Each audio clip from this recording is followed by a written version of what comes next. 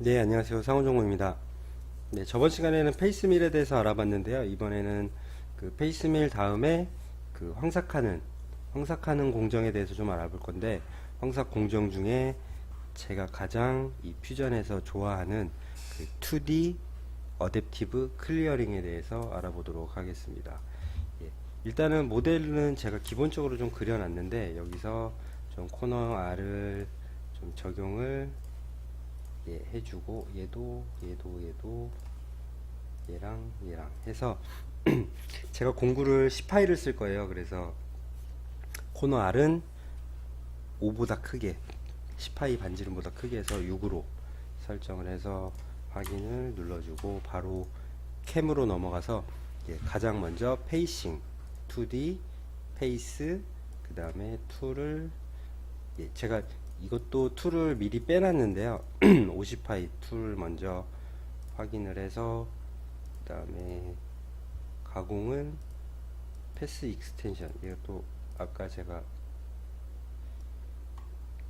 저번에 설명드렸다시피 익스프레션 들어가서 툴 지름보다 나누기 2 더하기 2 해서 OK 눌러주면 27 이렇게 나오는데, 여기서 황삭 정삭을 나눌 거니까 1mm 가공하고 피니싱 스텝은 0.1만 가공을 해주겠습니다. 이 1mm라는 거는 뭐 다른 거는 없어요. 제가 이 셋업 기본적으로 셋업을 이 셋업 창에서 하지 않고 바로 이 작업으로 들어가게 되면 이 퓨전 자체적으로 있는 이 스톡에 1mm씩 옵션이 들어가기 때문에 위로 1mm 그리고 옆으로 1mm, 그래서 뭐 보통 바이스 작업한다 그러면 뭐 바닥으로 3mm 이렇게 빼주셔도 상관은 없어요. 그래서 툴 리제네레이션 해주시고, 그다음에 페이싱이 끝났으면 바로 이 어댑티브 클리어링에 대해서 좀 알아볼 건데요. 이 어댑티브 클리어링이라는 거는 뭐 다른 거는 없어요. 마스터캠 같은 경우에 뭐 다이나믹 밀, 그리고 이 다이나믹 밀하고 이게 필밀 아니면 뭐 9.1에서 쓰는 트루 나선형, 이런 거로 보시면 되고, 그 솔리드 캠은 뭐 아이머시닝 뭐 이런 것도 있고, 그다음에 뭐 깁스캠에서는 볼루밀, 볼루밀이 있고, 뭐 따로 보통 일반적으로 포괄적으로는 그냥 트로코이달 가공이라고 그렇게 표현을 하고 있습니다. 그래서 2D 클리어링 눌러주시고 툴 50파이인데 기본적으로 전에 작업했던 툴을 따라가게 돼 있어요, 퓨전은. 그래서 50파이 페이스밀이 아니라 이제 10파이 플랫 엔드밀, 이것도 제가 만들어 놓은 플랫 엔드밀로 OK 눌러주시고, 이 지오메트리 툴 패스 설정하는 데 가서 사실 그냥 클릭만 이렇게 해주시면 툴 패스가 알아서 나와요. 알아서 나와서 사실 설정할 게 별로 없기도 한데, 설명할 것도 사실 별로 없기도 한데, 그래도 좀 하나하나씩 알아보실 수 있게 좀 설명을 드리도록 하겠습니다. 그래서 에디트 들어가셔서 일단 툴 패스 선택하는 거에 대해서 좀 설명을 드릴 건데요. 툴 패스는 기본적으로 이 전체가 다 이렇게 설정이 되게 돼 있어요. 이렇게 뭐 이렇게 아니면 뭐 이렇게 이런 식으로 설정이 되게끔 되어 있는데, 그냥 여기 요 끝에서 요 끝까지만 그 툴을 내고 싶을 때도 있잖아요. 근데 그렇게 설정이 안 되는 것처럼 이렇게 돼 있는데, 요럴 경우에는 Alt 키를 눌러주시고, 컨트롤 Alt 키 중에 Alt 키를 눌러주시고 요 하나만 이렇게 설정을 해주시고 확인을 눌러주시면 이렇게 뭐라 그래야 되냐, 한 외곽 한 측면만 이렇게 설정을 할 수가 있습니다. 그래서 얘는 뭐 툴패스는 다시 한번 클릭해 주시고 여기랑 여기까지 가공을 하겠다 해서 클릭하면 이렇게 파란색으로 이렇게 나오게 되는데, 요건 좀 두껍게 설정이 됐으면 좋겠어요. 더 보기 쉽게. 조금 제가 눈이 안 좋은 건 아니지만 그래도 이렇게 잘 안 보여서, 아니면은 요 비주얼 스타일에서 그냥 쉐이드라고 하면은 이렇게 조금 더 잘 보이겠죠. 그래서 이렇게 해주시고 설정을 하셔도 됩니다. 그래서 이렇게 하고 확인을 이 플러스 버튼이 확인인데 확인을 눌러주시면 여기에 연결되어 있는 모든 면이 이렇게 가공이 되게 됩니다. 그래서 체인은 근데 사실 거의 이 어댑티브 밀링은 걷어내는 게 많기 때문에 그냥 이렇게 선택을 해 주셔도 되고, 아니면 아 귀찮다 그냥 다 알아서 해줘라 할 때는 이 스탑 컨트롤을 눌러주고 그냥 확인을, 아이고, 예, 여기서 이 최외곽을 포켓 셀렉트, 여기서 이게 안 되네요. 얘는 3D 어댑티브 기능에서만 되는 것 같습니다. 예. 그래서 얘는 예, 제가 한번 다시 설명을 드릴게요.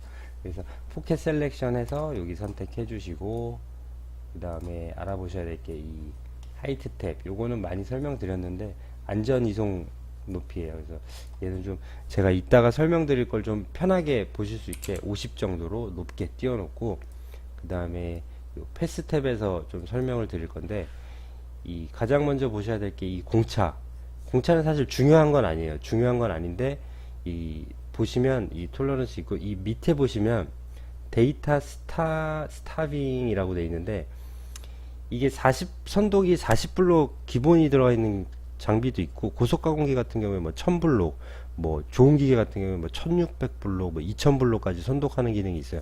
근데 그런 장비들은 이 공차를 크게 줘도 크게 무리가 없지만, 그 데이터 서버도 없고 기본 40블록 밖에 안 되는 장비 같은 경우에는 이런 스플라인에서 이 점 데이터들이 많으면 많을수록 그 일단 가공면 자체가 안 좋고, 예, 그렇기 때문에, 그래서 황삭할 때는 한 0.1 정도로 키워서, 기본은 100분의 1로 돼 있는데 한 0.1로 키워서 좀 그런 것들을 좀 최소화하는 게 아무래도 뭐 그 옵션이 좋지 않은 기계에서는 예, 더 유리하겠죠. 그래서 이렇게 설정해 주시고, 그 다음에 이 가장 중요한 게, 이 2D 어댑티브에서 가장 중요한 게 이 옵티멀 로드하고 이 보스웨이 하고 이 코너 R, 이렇게 보시면 되는데, 이 옵티멀 로드는 뭐 그냥 측면 스텝이라고 보시면 돼요. 간단하게 그냥 측면 가공하는 그 스텝이라고 이해를 하시면 되고, 그냥 얘는 최적의 약간 뭐 그런 가공이기 때문에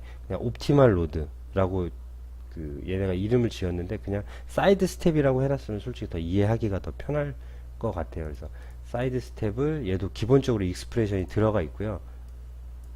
이걸 익스프레션을 제가 지운 것 같으네요. 그래서 2mm라고 돼 있지만 얘를 만약에 뭐 툴 디아미터 툴 직경에 나누기가 아니죠, 곱하기 뭐 20%니까 0.2 하면 이렇게 2mm가 들어가고, 예를 들어서 뭐 부하가 좀 많이 먹는 소재다 그러면 0.1, 아니면 뭐 기계가 좀 힘이 없다 그러면 0.1, 아니면 기계가 힘도 좋고 뭐 확 먹이고 싶다 그러면 뭐 0.3 뭐 이렇게 하셔도 상관은 없어요. 그래서 뭐 그냥 공구 측면을 얼마 정도, 몇 미리 정도 쓸 거냐, 몇 프로 쓸 거냐라고 이해를 하시면 되고, 예, 0.1이라고 하면 1mm가 되겠죠. 10파이니까. 예, 그래서 1mm 이렇게 바뀌었고, 그다음에 이 보스웨이라는 건 뭐냐면, 그냥 한번 제가 툴패스를 설정을 해보면, 제가 1mm로 해놔도 좀 툴패스가 짜잘짜잘하게 나오니까 얘는 그냥 3mm로 할게요. 좀 보기 편하게. 예. 툴패스도 빠르게 나오고. 예, 그래서 얘를 컨트롤 D 해서 듀플리케이트 복사해서 에디트해서 이 보스웨이 켜주게 되면, 얘는 어떤 개념이냐면, 얘 같은 경우에는 요 시뮬레이션으로 좀 볼게요. 그래서 갔다가 먹고 빠지고 먹고 다시 원점으로 복귀했다가 먹고 빠지고 이렇게 가공이 들어가게 되는데, 이 보스웨이를 선택을 해주시면 하향으로 갔다가 상향으로 먹었다가 하향으로 먹었다가 상향으로 먹었다, 그래서 양쪽 다 우리 3차원 가공할 때 이제 그 보스웨이 양쪽 가공, 양방향 가공 많이 사용하시는데, 그렇게 가공을 해서 좀 복귀하는 시간까지도 좀 아껴서 가공을 하게 해주는, 예, 그런 기능이라고 보시면 되는데, 여기서 또 알아보셔야 될 게 뭐냐면, 이 보스웨이를 클릭하게 되면 요 두 줄이 추가가 돼요. 얘랑 얘를 끄면 없고 바로 미니멈 커팅 라디우스만 나오는데, 얘를 켜주면 옵티멀 로드 아더웨이, 복귀할 때 그 길을 얘기하는 거고요. 아더웨이, 복귀할 때 피드, 그러니까 상향으로 가공할 때, 아무래도 하향보다 상향이 부하를 더 먹기 때문에 이 상향으로 빠져나올 때 절삭할 때 그 속도. 그래서 이것도 아마 익스프레션이 다 들어가 있을 거예요. 예, 옵티멀 로드가 그대로 들어가 있고, 예를 들어서 옵티멀 로드 보다 한 70% 정도로 가공하고 싶다 그러면 곱하기 0.7 해주면 2.1 이렇게 들어가게 되고요. 아니면 뭐 피드를 바꿔주고 싶다 그러면 얘도 마찬가지로 익스프레션이 들어가 있어요. 그래서 기본적인 툴의 피드 커팅의 0.9. 이 피드 커팅이라는 건 뭐냐면 이 툴의 피드 커팅, 예, 요 커팅 피드 레이트, 절삭 속도, 예, 그게 1000이니까 여기서는 익스프레션 0.9니까 900이 들어가는 거고, 뭐 조금 그냥 똑같이 하고 싶다 그러면 그냥 곱하기 1 아니면 그냥 삭제시켜주면 똑같이 1000으로 들어가고 이 절삭하는 절임량만 달라지게 됩니다. 예, 그래서 요거는 그렇게 이해를 하시면 될 것 같고, 그 다음에 이제 이 미니멈 커팅 라디우스, 솔직히 얘는 뭐 안 건드려도 상관은 없는데 설명만 드릴게요. 얘는 뭐냐면 지금 제가 여기 그려놓은 여기가 코너 R이 6R이잖아요. 그리고 공구는 10파이고, 그래서 공구는 그 반지름 개념으로 봤을 때 5R이고 코너 R은 6R. 그래서 1mm로 해놓으면 5R보다 1mm 크게 요 끝에 R을 남기는 건데, 만약에 얘가 지금 제가 6R로 안 그려놓고 4R이나 뭐 5R보다 적게 그려놨다 그러면 그 잔삭이 남게 되잖아요. 그래서 그 잔삭을 최소화하기 위한 건데, 사실 잔삭을 최소화하면 최소할수록 절삭 부하가 많아져요. 그래서 더 작은 공구로 차라리 나중에 그 잔삭 가공을 해주시는 게 예, 좋습니다. 그래서 얘는 그냥 기본적으로 아마 얘도 익스프레션 가면 아마 한 0.1로 돼 있을 것 같은데, 예, 0.1. 그래서 이렇게 그냥 놔두시면 돼요. 그래서 유즈 슬로우 커팅 클리어링은 별로 이것도 제가 뭐 사용을 별로 추천드리지는 않아요. 그래서 그 마스터캠의 필밀이라는 기능으로 이제 짝짝짝짝짝 짜잘짜잘하게 그 까내고 넓게 일단은 슬로프터 까내고 작업하게 되는 그 기능이라고 보시면 되고, 얘는 뭐 따로 사용을 안 해도 될 것 같은데, 이게 만약에 추천되는 경우에는 이제 뭐 측벽이 뭐 한 2mm 정도, 아주 굉장히 측벽이 얇아서 한 번에 많은 양을 까내면 좀 뭐 부하가 먹을 수 있다. 그럴 때는 이제 유즈슬로 클리어링을 사용하시면 되고, 보통의 경우라면 예, 사용할 필요는 굳이 없다고 생각이 들어요. 그리고 이 다이렉션은 뭐 그냥 상향이냐 하향이냐, 예, 그거고. 그리고 이 멀티플 대수는 저번에 그 아까 페이스밀에도 설명드렸다시피 깊이가 깊을 때 좀 나눠서 깊이를 나눠서 가공할 때 쓰는 거라고 보시면 되고, 이 스톡 트리브는 가공 여유량, 측벽은 0.2, 바닥은 0mm, 예, 이렇게 해서 쭉 이해를 하시면 될 것 같고, 그 다음 중요한 게 이제 이 링킹 탭인데요. 링킹 탭에 좀 대해서 하나씩 설명을 드리면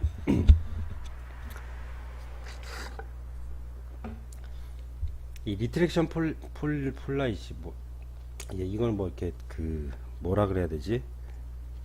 가공을 하고 얘가 안전 높이까지 복귀를 하잖아요.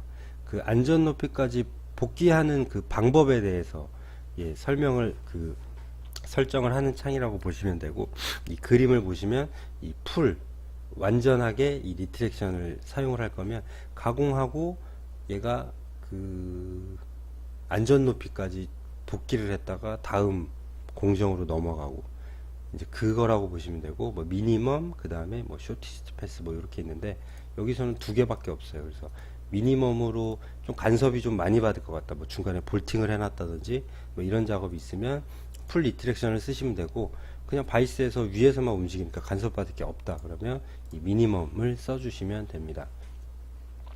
그리고 이 하이 피드레이트 모드 같은 경우에는 그